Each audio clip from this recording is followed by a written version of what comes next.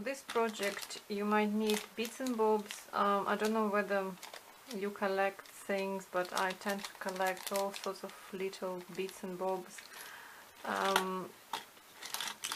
Like this, for example, you know, from the champagne or from fizzy wine. You can make a gas mask, like a steampunk gas mask, for example.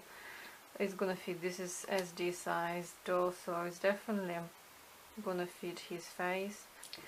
The pen ends, the springs. Also, I use a lot of